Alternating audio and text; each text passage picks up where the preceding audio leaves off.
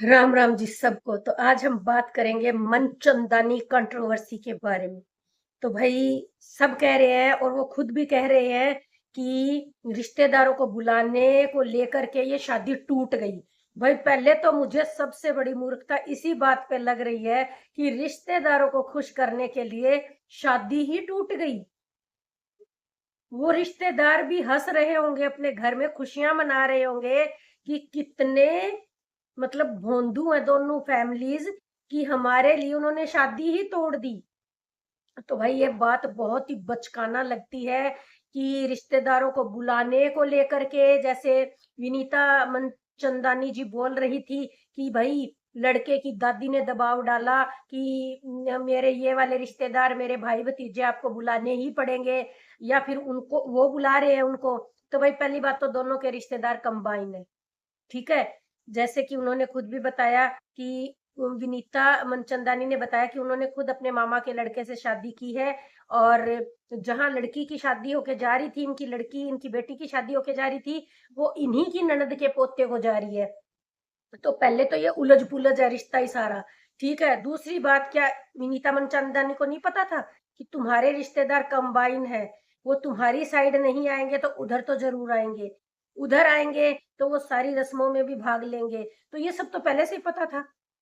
भाई, आपकी नहीं बनती, आप अपनी तरफ से मत करो, लेकिन उनके तो परिवार है ना, वो तो बुलाएंगे, वो सारी रस्मों में भी शामिल करेंगे उनको। और आपका जो लेना देना होगा, आपस में जो रीति रिवाज बनते हैं, वो भी करना पड़ेगा। तो जब इतनी जेलसी थी, आपको इतनी उनसे परेशानी थी, तो आपने ये रिश्ता किया ही क्यों? क्या पहले से आपको नहीं पता था कि ये सब होने वाला है? ये शादी कम ड्रामा ज्यादा लग रहा है, प्री प्लान्ड ड्रामा। क्योंकि उस दिन जो रोना धोना मचाया, लगातार 2-3 दिन इन्होंने रील्स वगैरह छापी, ब्लॉग छापे, उसके बाद ये खुद को कह रहे हैं हम हील करने के लिए घूमने निकल गए, हम प्रॉपर्टी देख रहे हैं हम। भाई, इनका एक ही मकसद है, किसी भी तरह की कंट्रोवर्सी क्रिएट करो, किसी भी तरह की अनाप शनाप मतलब वीडियोस बनाओ, कभी सास बहू पे, कभी किसी, इनका तो काम यही है। मतलब कंट्रोवर्सी क्रिएट करना, प्रॉब्लम्स क्रिएट करना और उसी से पैसा कमाना।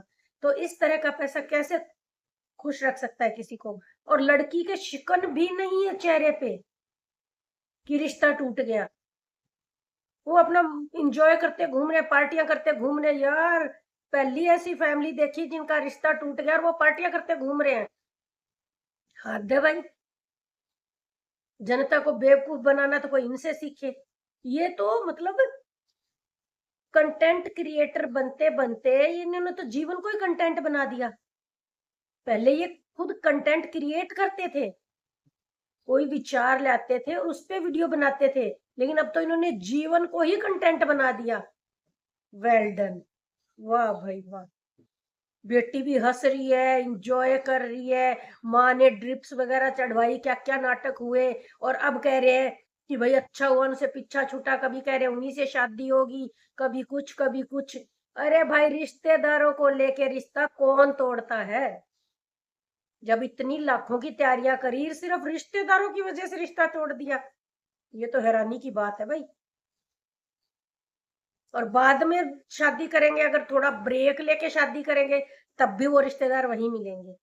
तो पहले से, पहली बात तो ये चीजें पहले ही डिस्कस हो जाती हैं। जब तुम्हें पता था तुम्हारी फैमिली के जो रिश्तेदार हैं वो कंबाइंड है, तो ये चीजें तो पहले ही क्लियर हो जाती हैं। शादी रखने से पहले ही क्लियर हो जाती हैं, किस किस को कहाँ कहाँ बुलाना है, क्यों बुलाना है, कब बुलाना है। शादी के एक दिन पहले ये ड्रामा समझ से परे है भाई, प्री प्लान्ड है पूरा। इसमें कहीं कोई शिकन ना, बाप के चेहरे पे कोई शिकन। बाप को तो सबसे ज्यादा दुख होता है बेटी के रिश्ता टूटने पे।